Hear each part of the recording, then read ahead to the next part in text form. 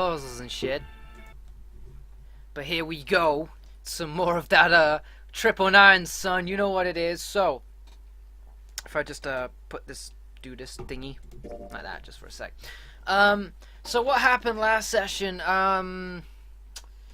God. Okay, so we went into room 8, didn't we, with Clover and Lotus. Snake went missing.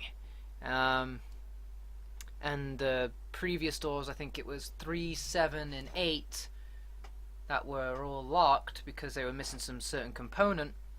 The components had all been restored, and the doors were now active to be opened.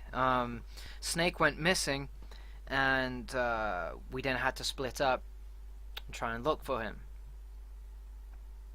So I ended up going with 8 because 7 would have meant I would have gone with 7 again, and I felt we already had some backstory on 7. So I figured let's try and get to know some other people. So I went with Lotus and Clover.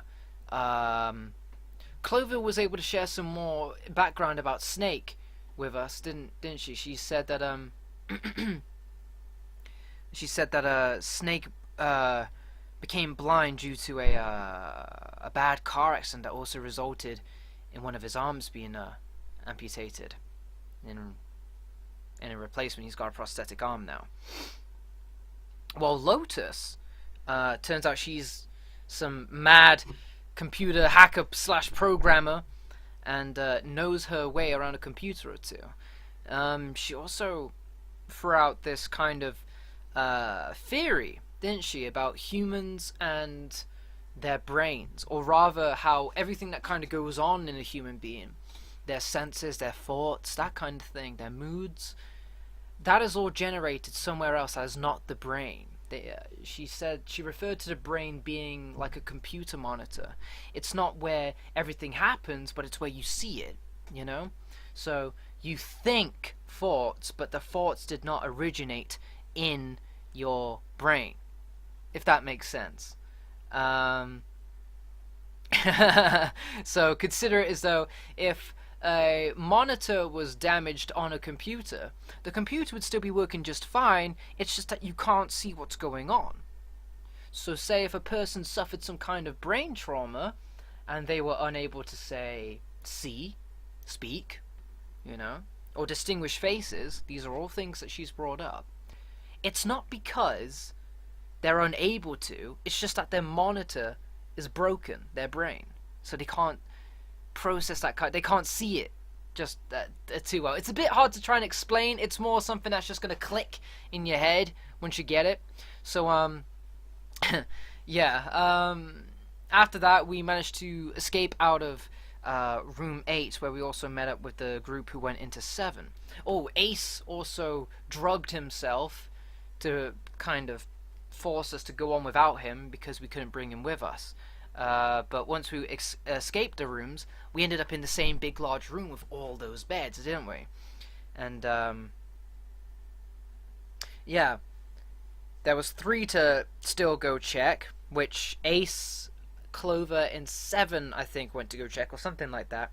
And me, Lotus, and Santa, and I want to say someone else, probably, I forget, went on to open one of the doors that we got this key for. I forget which door it was, which planet it was. I want to say it was Jupiter, I'm not sure. But that's where we left off.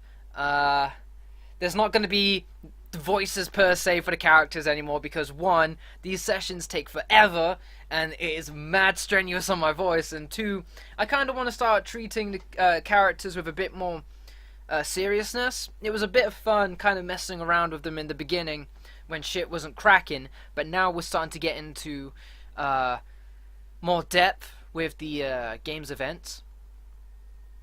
So we're going to kind of just tone the whole craziness down a bit, and just rather just take in the game. So Junpei's companions nodded. He nodded back, and slowly and quietly opened the door. So this is exactly where we left off before.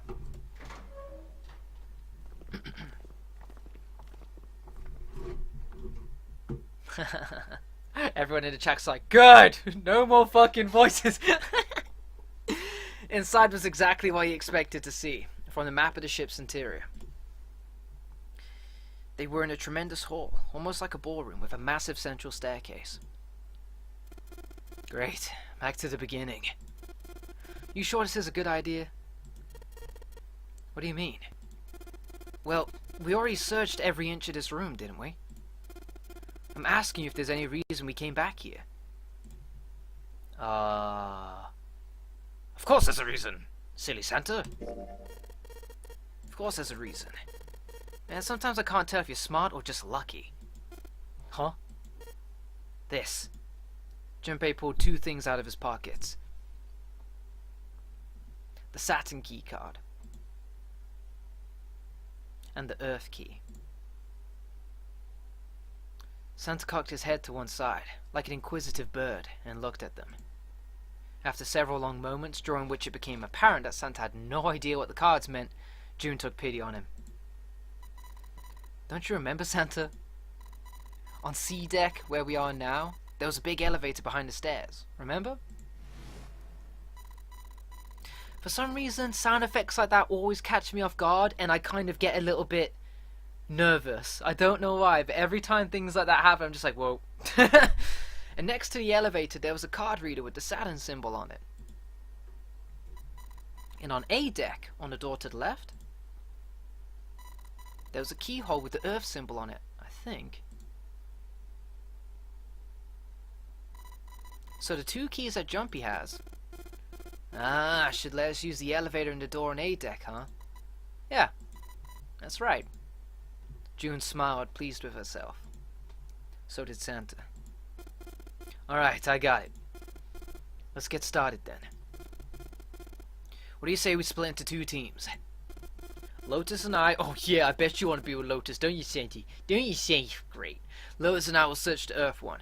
So you two can search Saturn, alright? Yeah, that sounds good. I actually want to spend more time with Lotus. I quite like her character. Junpei handed the Earth key to Santa. They decided that their initial search should be brief, only 10 minutes. They'd meet back near the staircase once they were done. Junpei and June headed for the elevators. Sure enough, there was a card reader bolted to the wall next to the left elevator. He lined up the Saturn key card and swiped it through the door. A light on the upper left corner blinked to life. Great. Looks like it's working now. Alright, now how do I call the elevator? There was a single button to the right of the elevator. On the button was the upside down triangle, the universal symbol for down. There didn't appear to be an up button. Junpei pushed it. He didn't have much of a choice.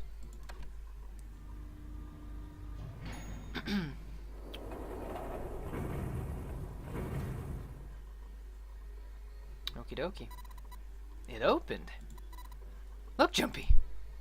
June's voice was excited, but Junpei could hear a tinge of anxiety, and I can hear my dog losing it. Sweet, it opened. Hold on, I need to go quiet my dogs down.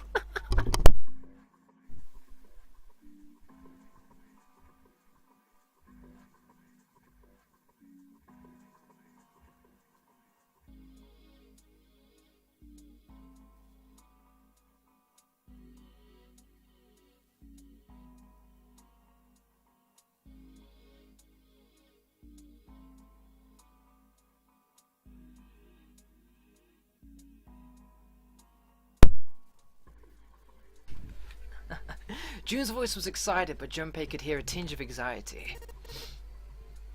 Alright, let's get going. He grinned at June and stepped toward the door.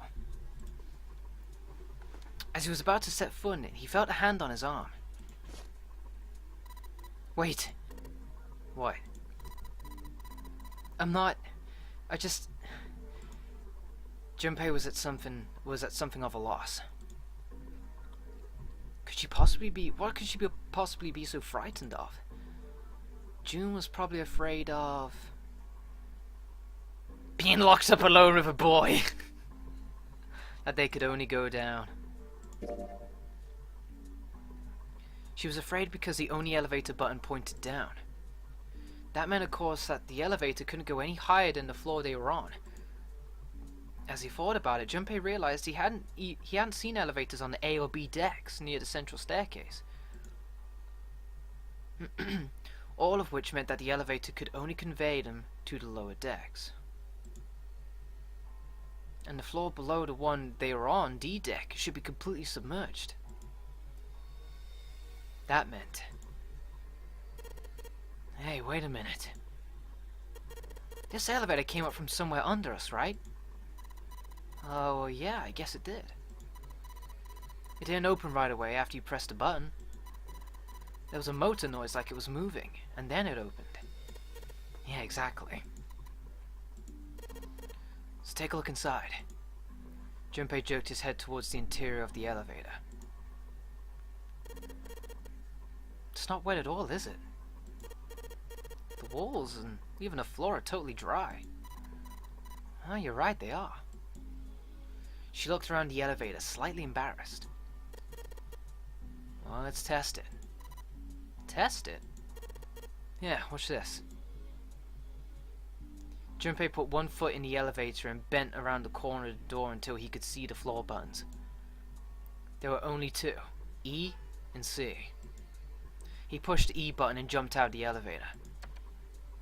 The door slid shut, and they heard the grinding of the motor as the elevator car moved down. So if it comes back full of water, that means E deck is submerged. If not, it may be safe to assume it's okay. A few moments later, they heard the sound of the elevator door grinding open several floors down. Junpei nodded to June and pressed the elevator button again.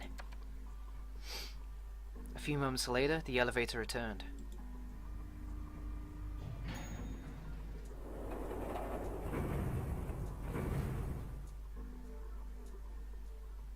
The door slid open, and just as Junpei had expected, there was no water to be found. See? Junpei couldn't resist puffing out his chest just a little bit. For some reason, I just pictured a little Robin just puffing out his little orange chest. Said, "That's right, that's what I'm talking about. Now get in the elevator." June, however, still looked confused.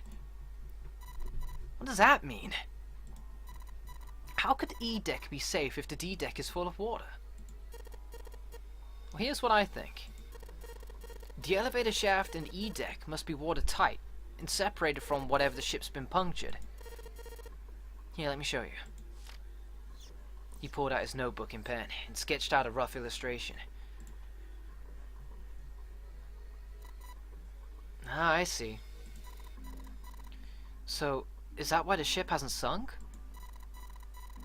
The shape of the inside keeps it from all filling with water. Yeah, I think that's what's going on. Junpei continued talking as he closed the notebook and slipped it back into his pocket. So I'm gonna go down and check it out. You stay here, alright? No, that's a bad idea. Bad idea. No. Oh, come on, just do it, alright? He gave June's shoulder a reassuring squeeze and hopped into the elevator. No, I don't agree with this. He pushed the E button and the door began to close. June looked worried, her eyes darting back and forth as if she was trying to make a decision, when suddenly... I'm coming with you! Huh? The last possible moment, June dashed forward, turning sideways just in time to slip through the gap between the closing doors. Junpei jammed his finger against the open button, but it was too late. The door had shut. He and June were in the elevator, and it was headed down to the E deck. Good. Why would we want to thin our numbers even more? Snake was alone, and look what happened to him. He was so surprised by June that he didn't even have time to think about what awaited him on the E deck. The elevator stopped and the door slid open. They stepped off onto the floor outside the elevator. Nothing seemed especially unusual. No fish going about their fishy business, or jellyfish floating lazily through the water.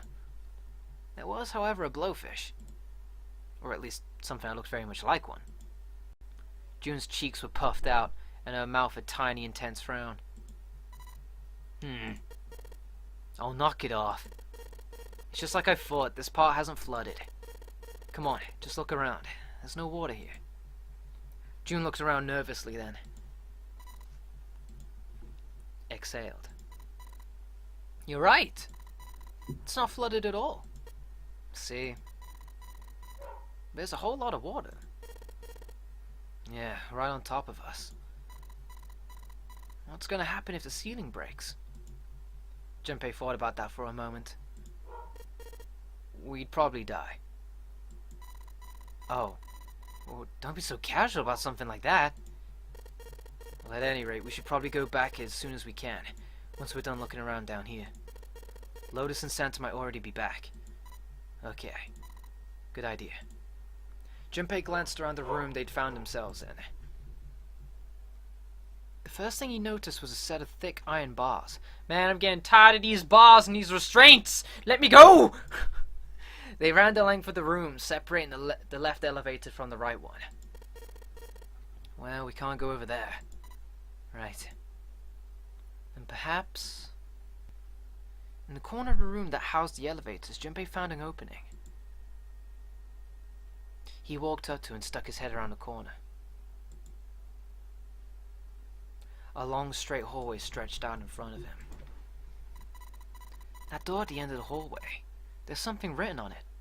I wonder what it could be. I can't see from here. Yeah, let's go have a look. Junpei and June set off down the hallway at a brisk clip. A brisk clip. What? Somewhere between the jog. A run and a jog. I'm trying to picture that now. Kind of like an old man trying to run or something, I guess. Before long, they found themselves in front of the door.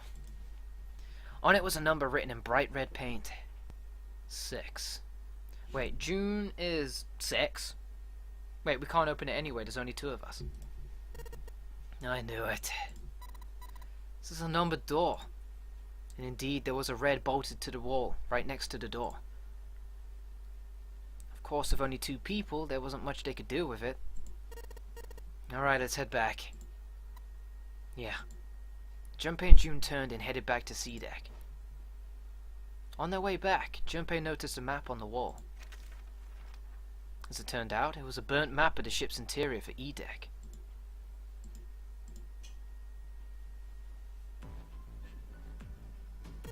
Huh. So you guys found door 1. They'd met back up with Santa and Lotus, who had explained what they'd found. Apparently, there was another numbered door on A deck, just like the one on E deck, beyond the door that the Earth key opened. According to Santa and Lotus, there was a 1 on the door. All told, they had discovered 2 doors, the 6 and the 1 door. It is interesting that E deck wasn't flooded. Lotus was quiet for a moment, lost in thought. Well, we don't really know if all of E deck is safe. We only checked the area around the elevator. Even so, it's still very interesting. You said the 6th door was there, right? Yeah. Then that means Zero planned all this out, even the sinking. That would have meant some pretty serious remodeling of the ship's interior. It's pretty mind-blowing when you think about it. Yeah. I wonder how long it took. I can't even imagine how much it must have cost. Would have been a ton, that's for sure. That does go along with what Ace was saying. The most reasonable explanation would be that this was done by some organization, with access to a whole lot of cash. Yeah, it does make sense. But it's so simple, isn't it? That kind of explanation is so simple. And it's just such a complex and unsimple thing that for it to be such a...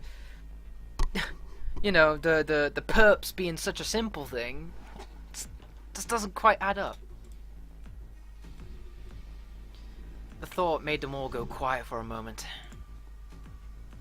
June bit her lip while Lotus sighed softly to herself, and Santa cracked a stiff neck and stared off into the distance at nothing. I don't think it's a very good idea to stay here. June looked up at Junpei with large, pleading eyes. Yeah, you're right. Ace and his team might be back already. Well, June, Junpei, and I should be able to open door 1. Huh? You guys leaving me behind? 19. Makes sense. Just kidding. Alright, let's go. Lotus's words were all about what impetus they needed. Back to the large hospital room they went. I don't like the idea of any one of us being alone anymore. I don't think it... no. The moment they stepped inside, a tremendous voice echoed across the room. Hey! Where the hell did you guys go? It was 7.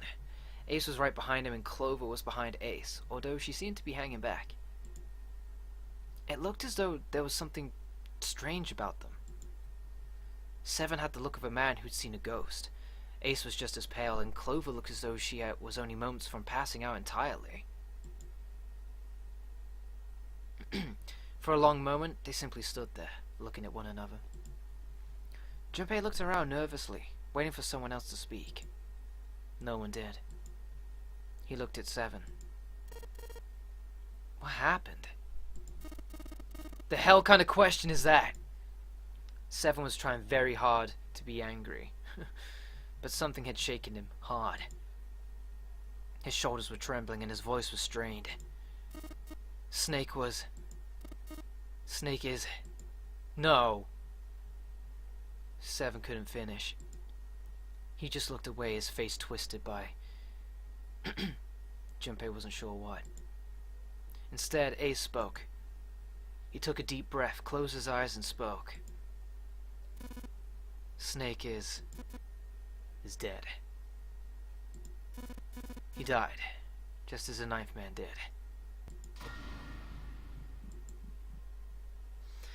Oh no. It was as if all the air had suddenly been sucked out the room. Junpei felt his heartbeat quicken, and he'd realized he was having trouble breathing. He could feel cold sweat beating on his forehead and neck. June, Santa, and Lotus looked the way he felt. All 3 were frozen in place, their faces white. Oh my god. That's not true, is it? We should make sure.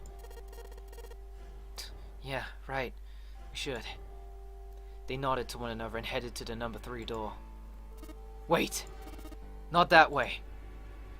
They stopped short and turned to look at 7. He was pointing at the door with no number. I stuck a screwdriver in there to keep the door from closing all the way. It's not locked, so you can go in that way. Where is he? The shower room, on the left side of the hallway. I put a broom in there too, to keep the door open.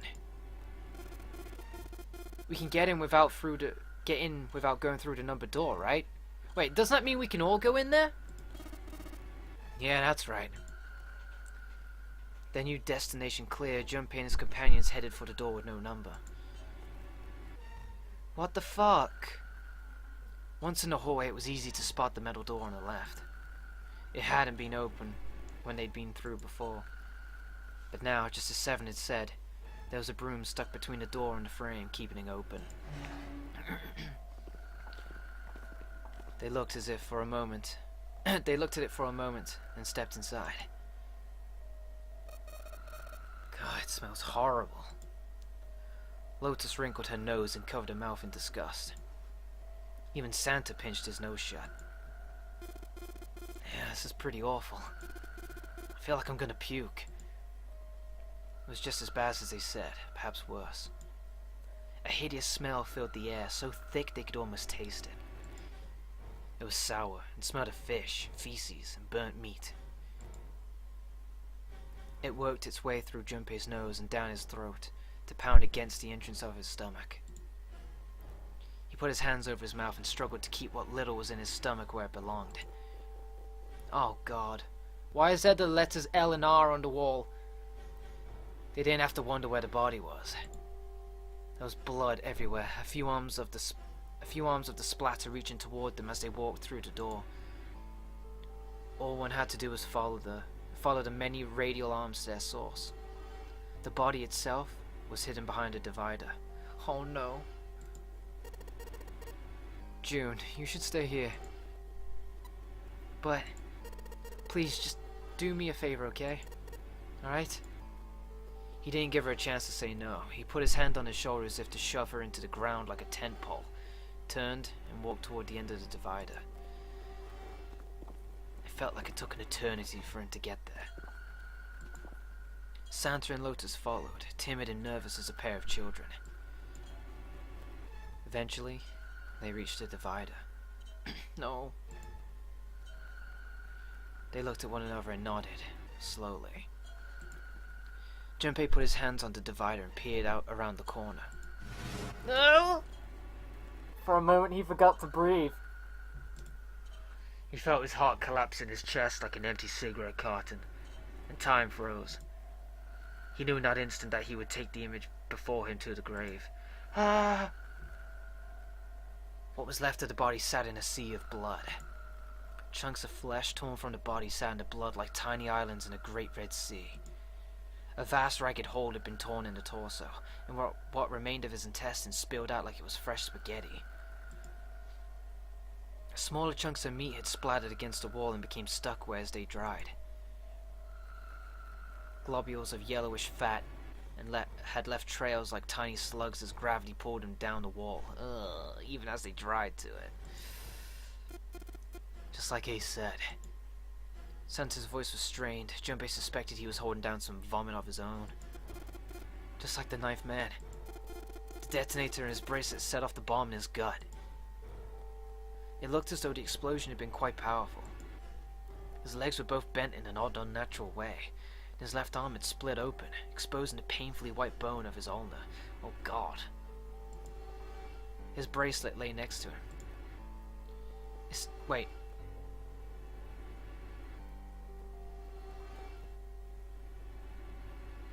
It seemed to have hit the wall hard enough to have shattered the display, which lay on the ground in pieces.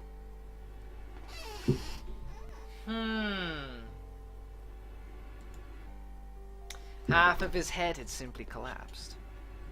The blood coating almost made it look like the raw pizza dough covered in tomato sauce. His clothes, too, were covered in blood. The burgundy tie, the white shirt, the jacket with the yellow piping, and the grey slacks. They were all familiar to Junpei. No mistake about that. It's Snake. Lotus's voice was unnaturally deep and strained, and Junpei heard it catch in her throat.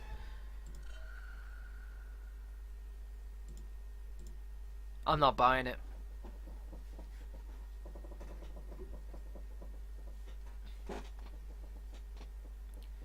The squeal of tortured metal made Junpei's teeth curl. It sounded like the noise of a ghost would make. No matter how many times he heard it, he never got used to it. Every time it put him on edge.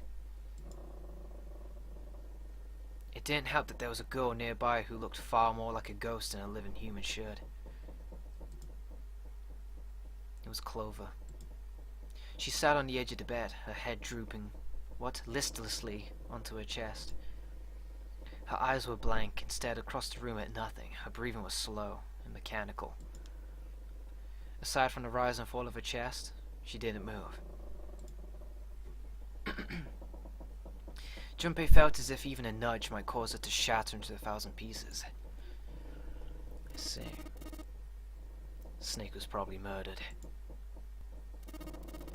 Chances are he was killed the same way the Ninth Man was. Seven lowered his voice, likely in an effort to keep Clover from hearing what he had to say. There were 4 other people in the room with Junpei and Seven. Ace, Santa, June, and Lotus. Seven looked at each one of them in turn, and continued. It's pretty straightforward. Not that hard to figure out why they did it. How they did it, sorry. First, the killers got Snake to authenticate on the red to open the door 3. Then they shoved him into it, alone. And waited 9 seconds for the door to shut. Once that door shut, it was over for Snake, but he didn't give up. He probably knew it wouldn't do him any good, but he probably ran into the shower. looking for the dead. It was a small chance, but it wasn't like he had anything to lose. Unfortunately, it didn't work. The detonator's only deactivated if everybody who authenticated when they went in uses the dead. Then 81 seconds after he was shoved in, that happened. I see. I don't know, I just don't buy it. I don't buy it.